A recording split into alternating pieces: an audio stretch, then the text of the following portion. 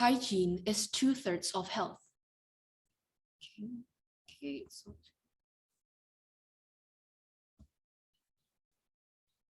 hygiene is 2/3 of health.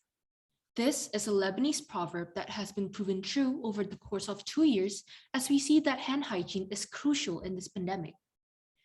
Greetings to our friends, teachers, and most welcome guests. Today, I, as a representative of our group, would like to shine a light on the importance of hand hygiene by presenting our project, a hand sanitizer product called HIGIENIC.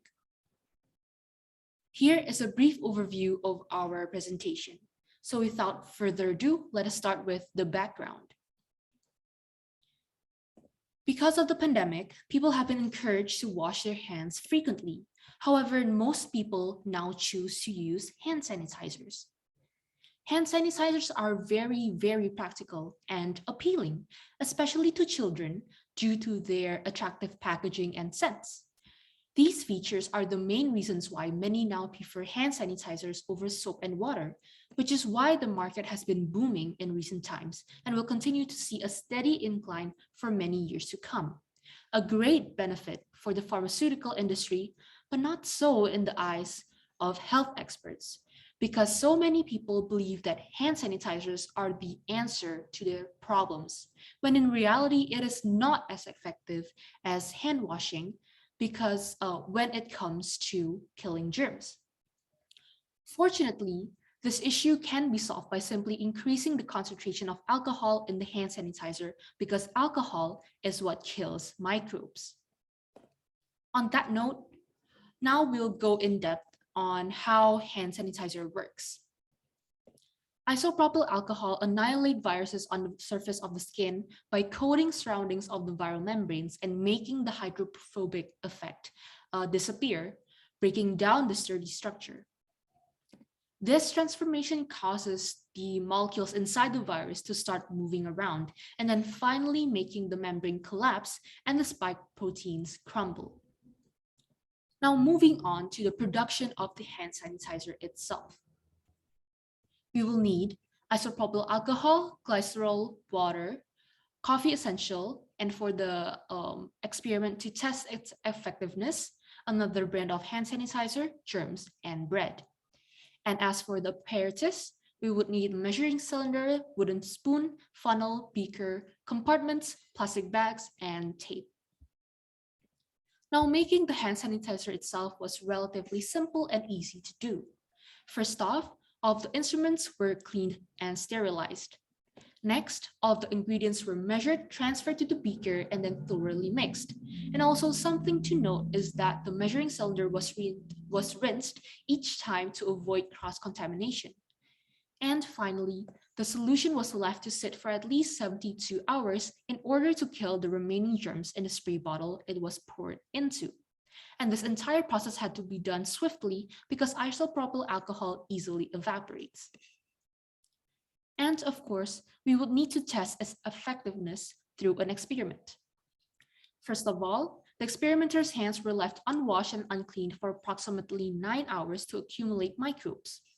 And to transfer these microbes, the hands were then imprinted onto 3 slices of bread. The first one was with unclean hands to act as the control variable, and the other 2 slices were imprinted with hands cleaned with hand sanitizer, the left one using hygienic and the right one using a different brand. And finally, we observed the slices of bread in appropriate conditions for around 16 days. After all of that was done, we gathered our findings and produced the following results, analysis, and discussion.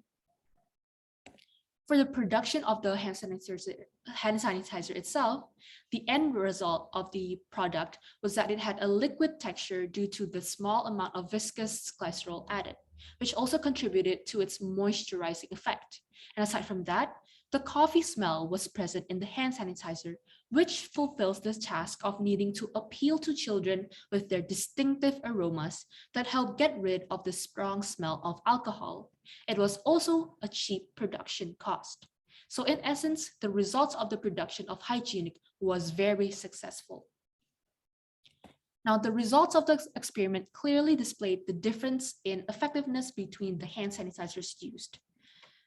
Halfway through the observation period, mold grew on the bread without hand sanitizer and the one with the other brand, while Hygienic still showed absolutely no signs of change. And even on the last day, the slice of bread only showed very little mold growth compared to the other two. So we can conclude that the germ killing effects of Hygienic are much more effective and long lasting. And finally, on the business side of things, after calculations of 1 month's production, we can come out with the estimated cost and profit.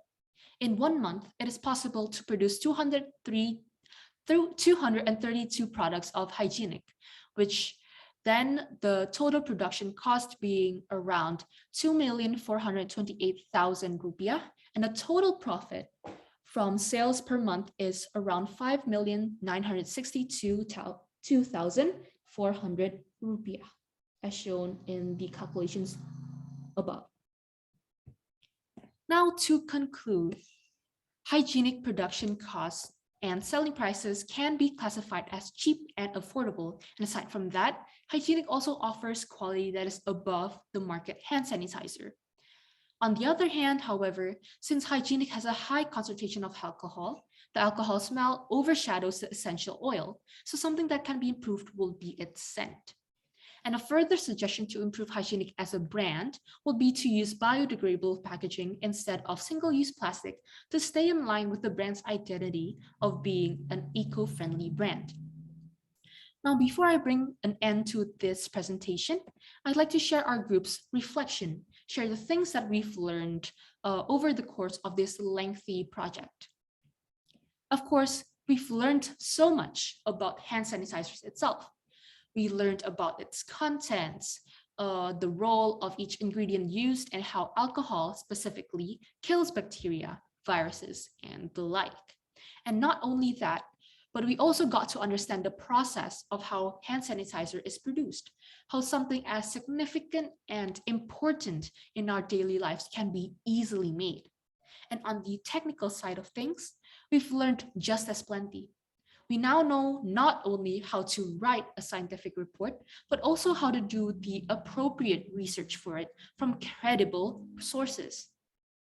Furthermore, we also learned how to test our theories by conducting experiments, all courtesy of our biology and chemistry teachers, Ms. Ika and Ms. Cynthia, who have guided us through this project.